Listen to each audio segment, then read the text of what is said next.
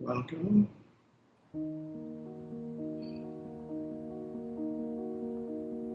It's a beautiful summer day here, maybe also where you are. It might be nighttime.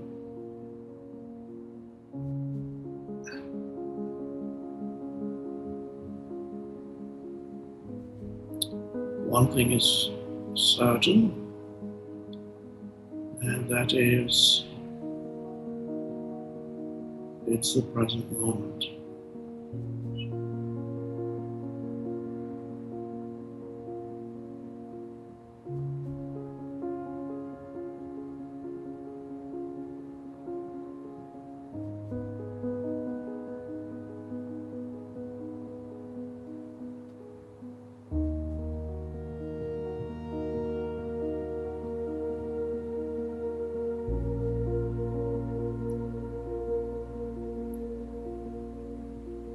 So,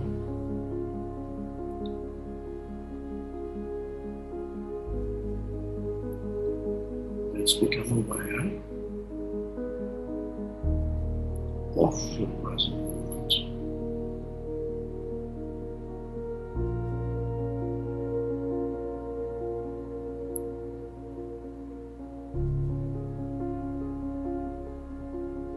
Which appears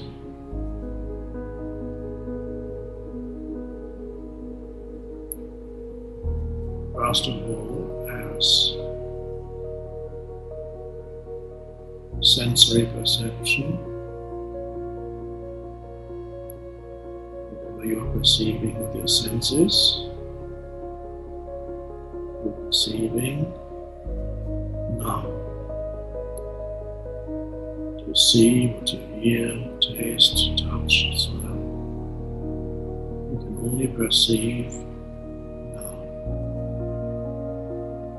You cannot perceive anything in the past or future. So, to come into the present moment, it's helpful to become aware of your sense perceptions.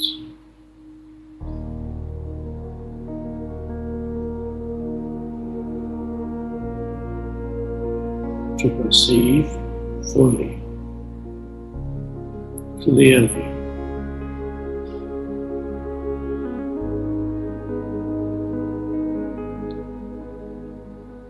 And you're not really in the present moment as long as you're thinking about what you are perceiving. Because all thinking is an accumulation from the past. So you can look at something. If looking, seeing, that's the predominant sense for most people, unless you are visually impaired, in which case everyone is hearing.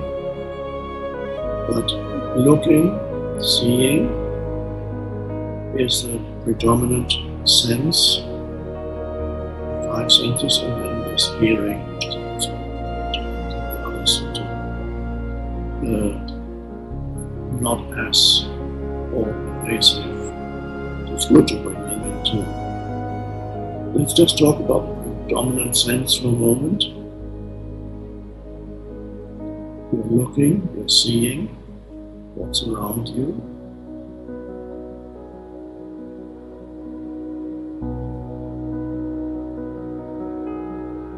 Now you can, as you see, you can comment on it mentally, call it this or that, have some kind of mental relationship with what you're seeing. Let's include hearing too. You're seeing and hearing. Or it could trigger a memory. Or it could trigger a thought about the future. It could trigger a thought about like or dislike.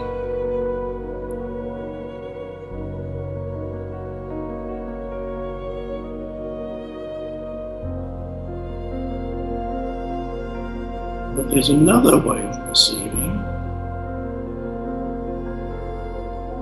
and that's perceiving without all those thoughts.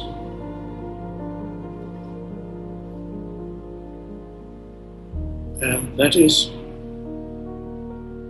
the state of awareness. And we're practicing that here. You should practice that in your daily life. The ability to perceive without bringing in the past, which is thought. Now, does that mean that you no longer have any idea what it is that you are perceiving? Does it mean when you look around the room or wherever you are, or outside or out of the window, or you're listening to sounds, man-made sounds, natural sounds, does that mean you no longer have any idea what it is that you are seeing or hearing when you don't comment on it through thinking? No. You still know what you're looking at, what you're hearing. You know what these things are. Or if they're sounds, you know what they originate from. Let's say you hear the barking of a dog in the distance. You know it is the barking of the dog, and yet you're not telling yourself that the dog is barking. You have some kind of mental relationship, either liking it or disliking it, or wondering what kind of a dog it is, or complaining about the barking of the dog, and so on and so on. Or thinking, I'm going to get a dog, or whatever. There is a way of knowing that's non-conceptual. You can know without any noise in the head.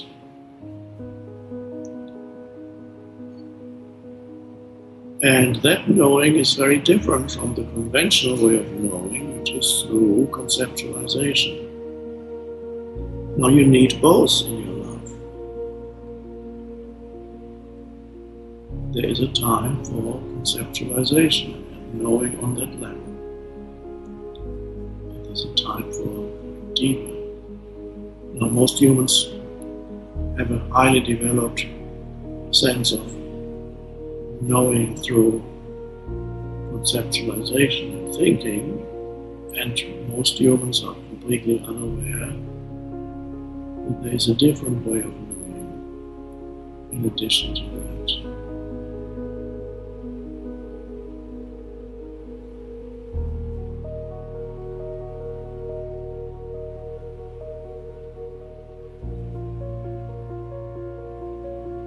And certain things reveal themselves to you that are not there when you apply conceptualization to your sense perceptions.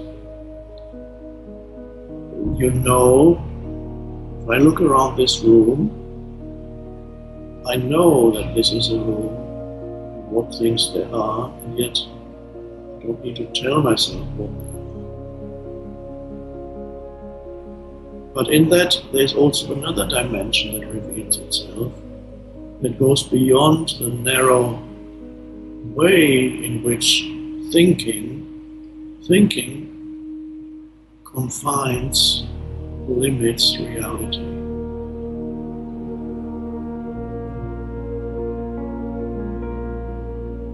So you can look at a flower, a plant, without telling yourself mentally what it is, or have some kind of mental relationship with it. And so you know that it is a flower or plant without any. But there's another dimension there in which it's not just a plant. It is also something infinitely deeper than a plant. which you can sense when you perceive through awareness rather than thought. Other dimensions reveal themselves to you, and you realize that the conceptualized world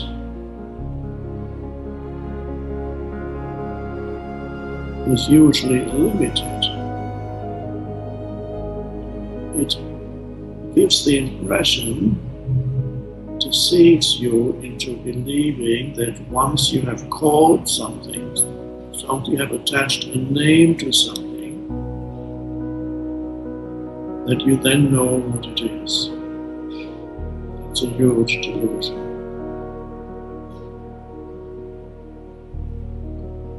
And if you get trapped in the mental realm, so that all or most of your life only happens on that level of thinking, conceptualization, then you live in a very extremely limited reality.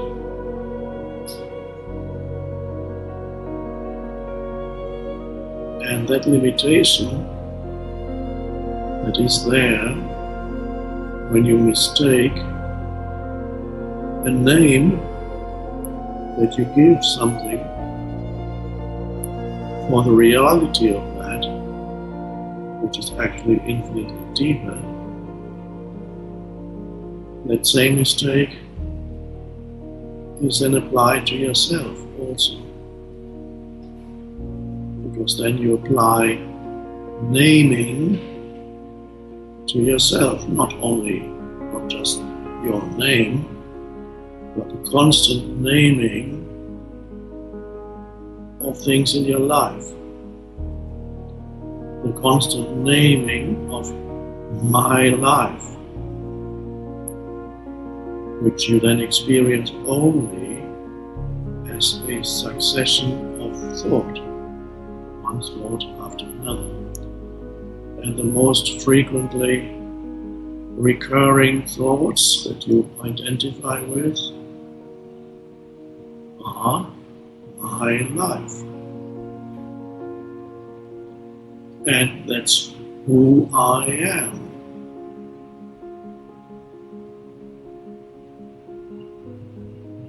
And so as everything gets extremely limited, not only around you, you limit yourself by then ending up with a sense of identity based on naming things, on thought, which is just as limited as when you look at a flower and you name a flower and then you know what it is, and then it requires no further attention. Or you might start examining the flower with a microscope. That's fine, it's a science, botany I suppose. But you're still naming, of course. I'm not saying you should look at the flower with a microscope, it's a fascinating thing. There is a place for that kind of knowing. But if that's all there is in your life, then your life is extremely limited. And the deeper dimension, the dimension of depth, is then missing. That includes yourself. You're then unaware not only of the dimension of depth in the flower, but also unaware of the deeper dimension in yourself.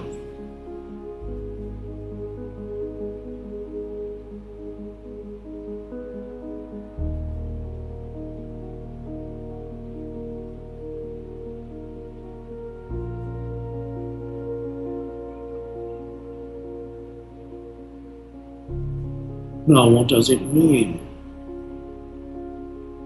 to look at a flower and to be there, to be aware of the dimension of depth in the flower. Now, this is not easy to talk about because whatever I say is a concept or a word. But I'm only using them as pointers, not as explanations. So when I look at a flower without naming it,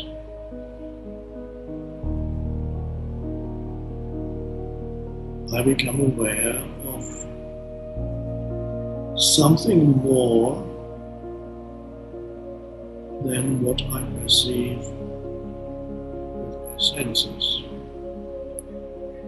But naming that is not easy.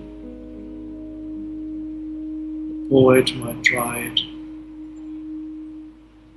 and I try it. You have to find out for yourself what that means. So you look at a flower, but it's no longer a flower. You're looking at, you know that on the level of naming it's a flower. And as you look, you can sense its beingness and its aliveness.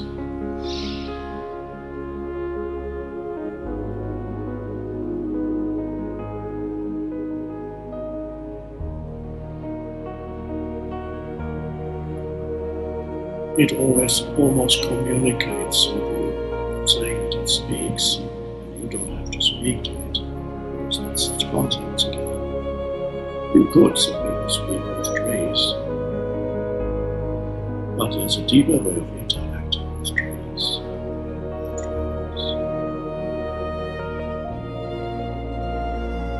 You can sense its aliveness. And even looking at a so-called inanimate object also has a sense of beingness, maybe not as highly developed, not the aliveness of the flower, but it has a beingness, and even that you can sense. So what you then sense is that what you perceive with your senses is a surface. And there's much more underneath that surface. There's a more essential reality underneath the surface. But first you have to be aware of the surface. Give it attention. And that's why it's helpful to use sense perceptions, because they can help you to become present. But you're not perceiving in the usual way, you're perceiving in a different way. Perceiving without judgment.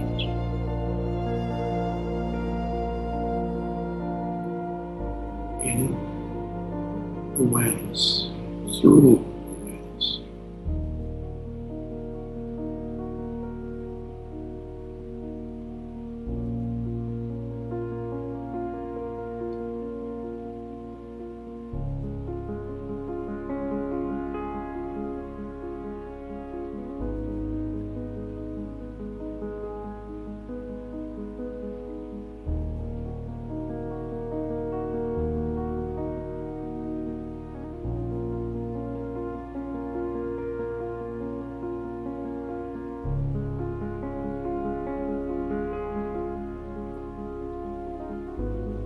And as I said, of course, in your daily life, there are times when you need the judgment of the mind. You need to apply concepts to communicate concepts to another human being, and so on. There is a place for that.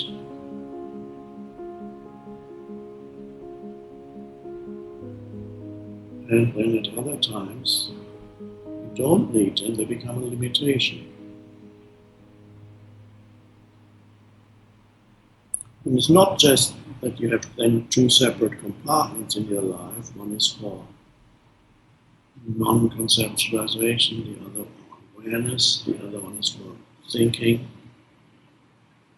The two, as you practice more coming into the present moment, perceiving through awareness, the two come together so that even while you're thinking, this thinking is needed, you're not totally absorbed in thinking. There's still a space of awareness in the moment. For example, when I talk, that's the case, and perhaps when you listen, if you are listening to these words in a state of presence, then the two levels are there in you also, because you're deciphering the words that you hear, so your mind is being applied. As I speak the words, I'm using concepts, words, the mind is being used, and yet there's a space in the background, so to speak, that is the aware space. And as you listen, you know full well what I'm talking about, because in you also there is the background space of awareness. If you are listening to this, looking at me and listening, without the background space of awareness,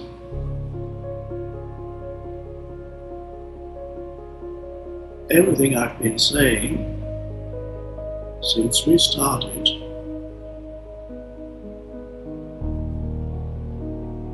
will be quite meaningless. Or at best, your mind might say, that's an interesting idea, that there's another way of knowing. I think I've read it before somewhere in such and such a philosopher, this and that, spiritual teacher. I have to look that up, think about it a little more. At best. So, if there's no background space of awareness in you, either the words will be totally meaningless, or your mind says, oh, isn't that interesting? Maybe there is another way. I have to read up on that.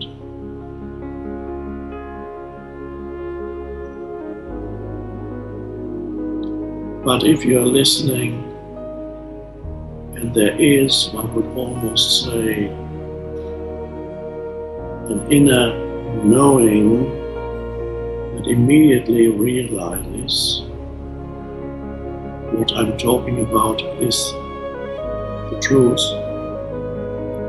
It means, where does that knowing arise? That's yes. It is the only place from where the essence of what I'm saying can be recognized. That is a space of awareness in your presence.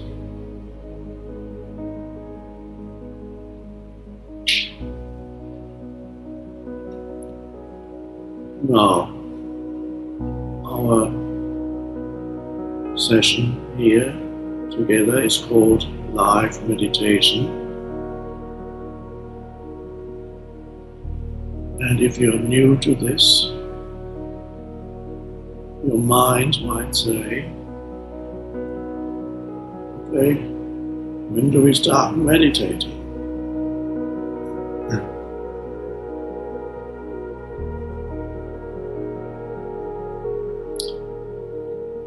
Meaning, when do we start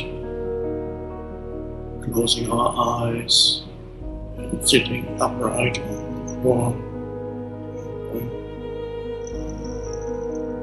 Okay, on meditating.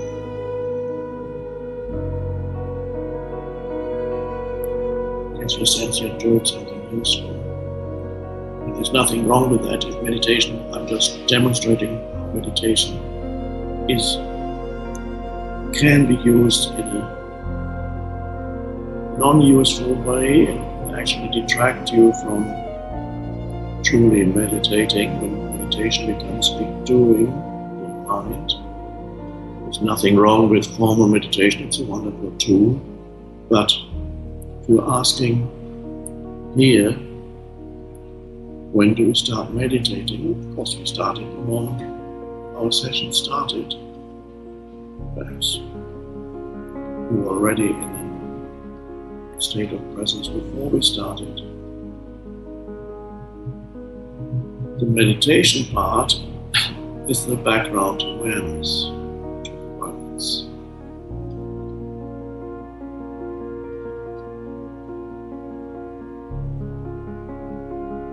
So the words come out of that,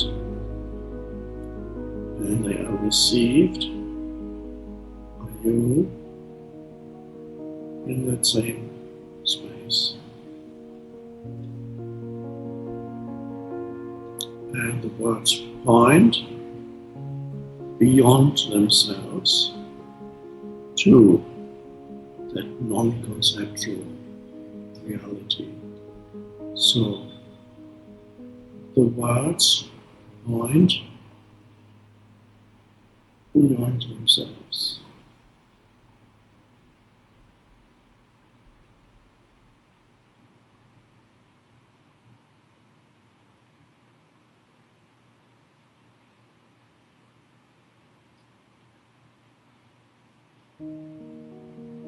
And as you sit here,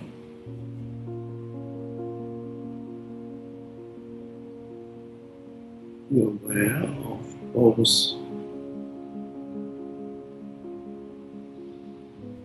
the person you're looking at on the screen, and you're aware of the words, and you're aware of the surrounding environment, the room, or wherever you may be. You're peripherally aware of that. We're aware of all of that at the same time, without needing to conceptualize it. It's a lovely practice. The words that I use are so simple that you don't need to think about trying to figure out what it is I'm saying. So once you've taken in a sentence, it doesn't have to lead, it shouldn't lead to further thoughts, as it would be the case if I were presenting a theory or something like that. Then you would listen in a very different way. And immediately comment. There's a place for that too, but it's not here. And you would go to university lectures and so on.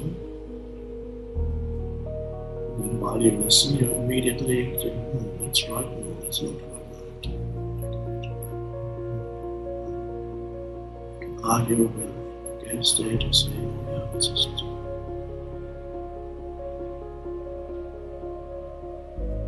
So as you listen and watch,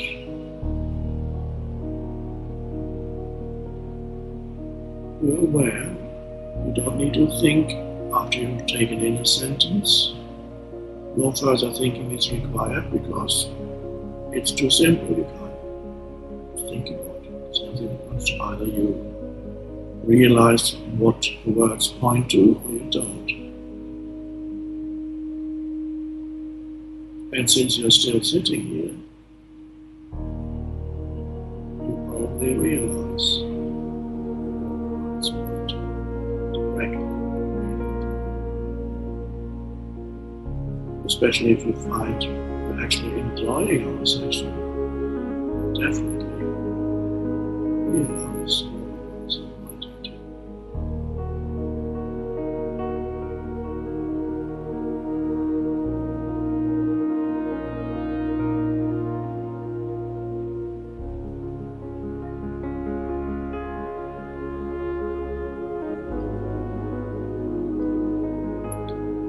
And then as you go deeper, not only the beingness of whatever you are perceiving is there, there's more even to a sound and to a visual perception and the naming of it, the label.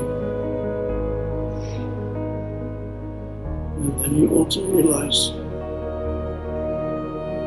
there's more to me, talking as you, there's more to me than I had realized. It's not just my personality, there's also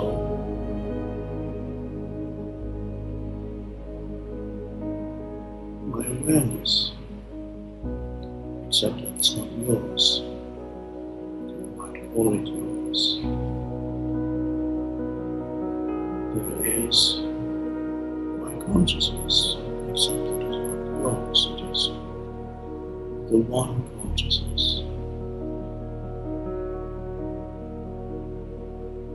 in you. So, aware of your sense perceptions, also aware of yourself.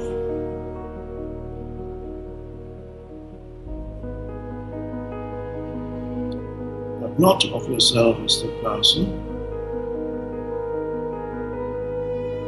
because that's concepts. But aware of yourself as the awareness itself, consciousness.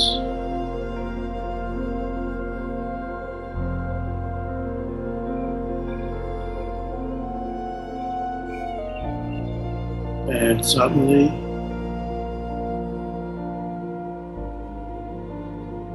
you are no longer trapped,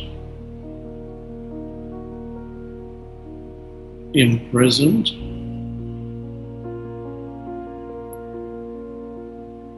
within the narrow confines of your personality. It's a dreadful prison.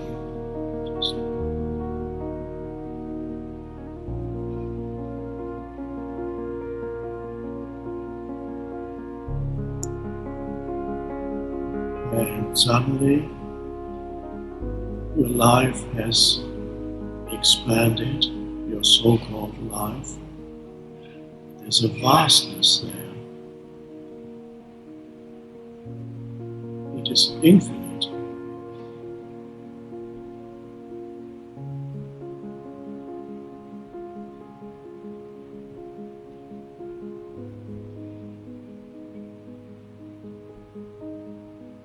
And that's the essence of who you are.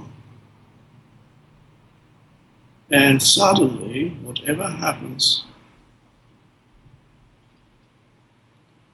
on the level of the personality, the person,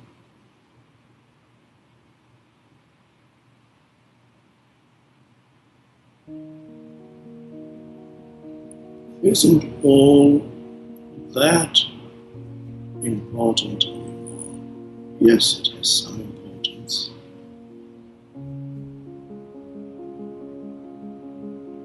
But it no longer has an all-consuming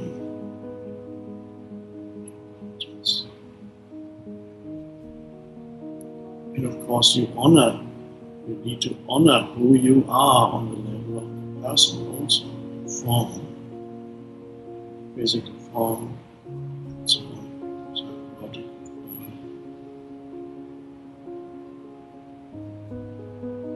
You can improve who you are on the level of form or on the level of the person by improving your physical body, by improving your nutrition, by improving your knowledge of things, your abilities to do this or that, learn new things, explore this or that, add things, become an important person.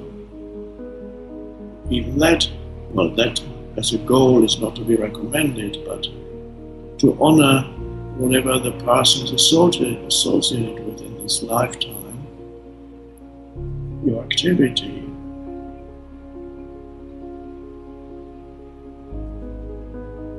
But without becoming imprisoned by these things, to have a loose relationship with these things, to regard life as a dance, a play, rather than a deadly serious business.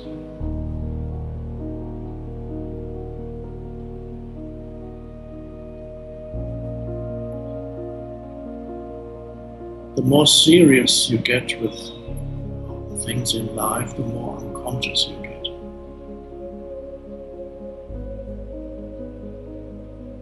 To the point that you need to kill other people because it's all so serious. You need to eliminate those people.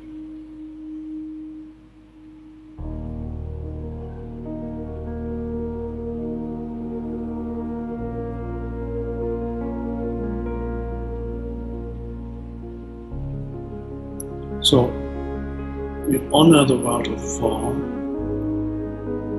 including a personality, a person. But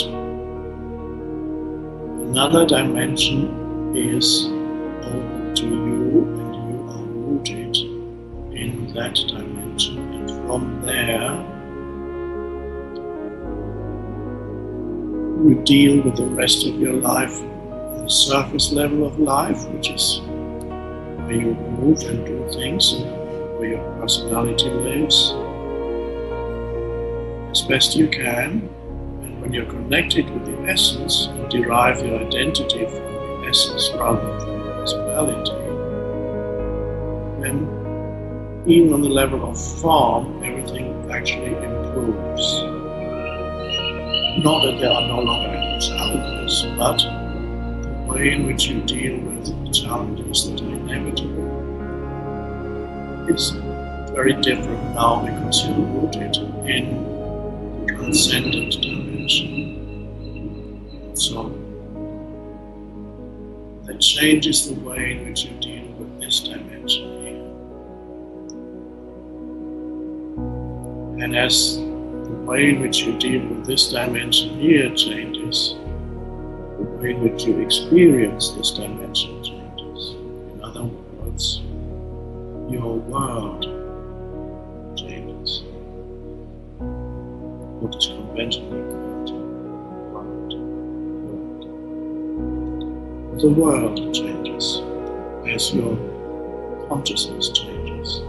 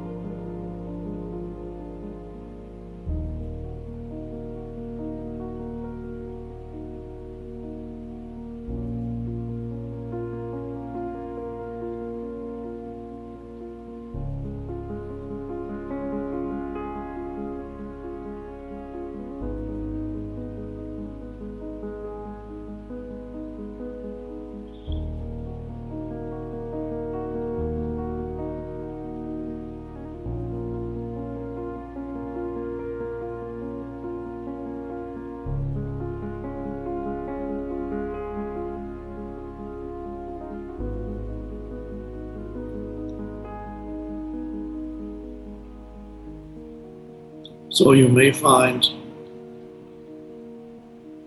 in your daily life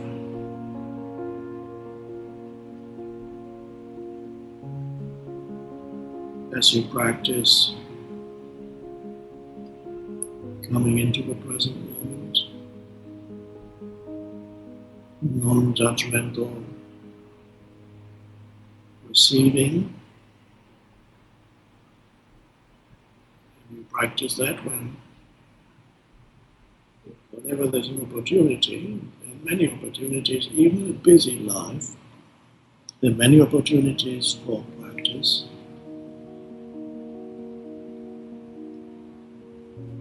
Every time you stop at a traffic light, if you drive, many people do these days. Every time you stop at a red light, it's a great opportunity for presence. You're aware of what you see.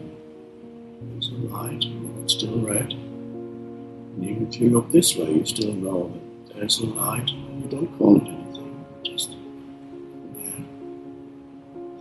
You're aware of the energy in your body also, and you're aware of your own alertness. You're aware of that space of consciousness, of the light of consciousness.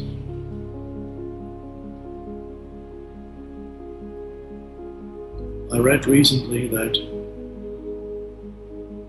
the average person who lives in a city, anywhere in the world, who drives, let's say from the age of 18 or 20 to the age of 75,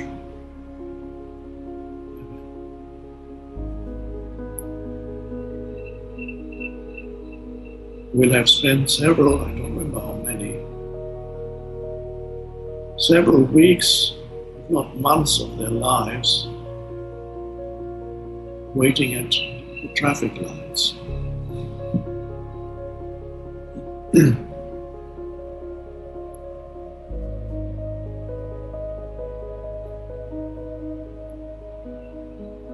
don't remember the number, several weeks of your life you spent at the red light.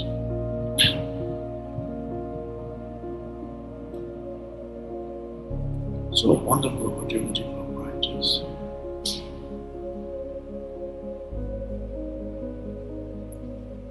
Any time of waiting anywhere, that's a good practice.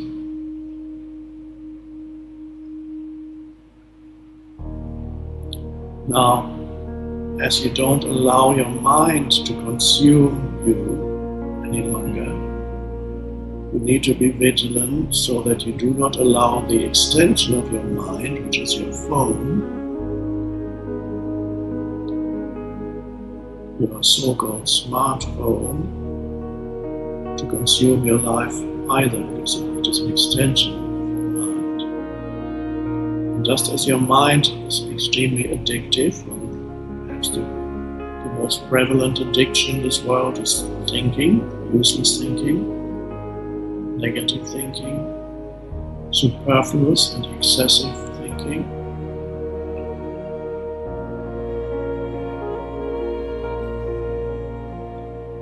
There's the same that can get amplified by the technology that the human mind has invented.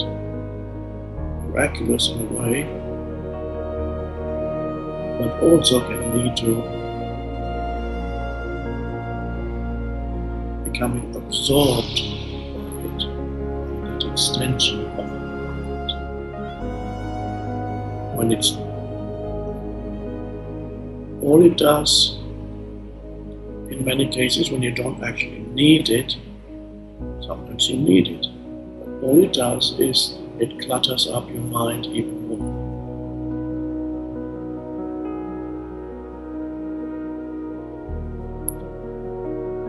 So it's important not to fill every moment that you are waiting for something with immediately getting out your phone. There's a time for checking a message, yes, but not always, not as a habitual thing. So that no space You don't allow yourself any space anymore in your life. Everything is just clutter, mental clutter. It's dreadful. And if humans don't free themselves from that so that they're able to use these devices without being used by them, and so that they're able to use their minds without being used by their minds,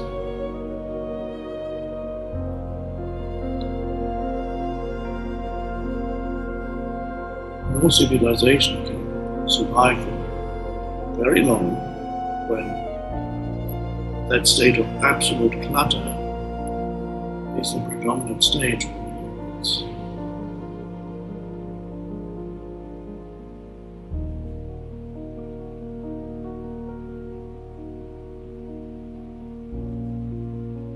And so we are here to show that this need not be that 20,000 years from now, 10,000 years from now, 1,000 years from now, historians write about civilization destroyed by mental clutter, when people became incapable of creative solutions to the challenges of life because their minds were too cluttered. Because all creative solutions arise out of the space of awareness. All creative endeavor, anything truly new, comes out of awareness.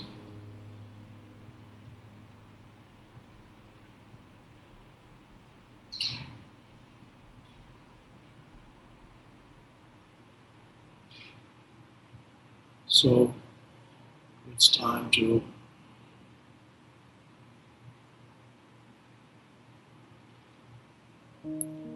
come to an end of our meditation,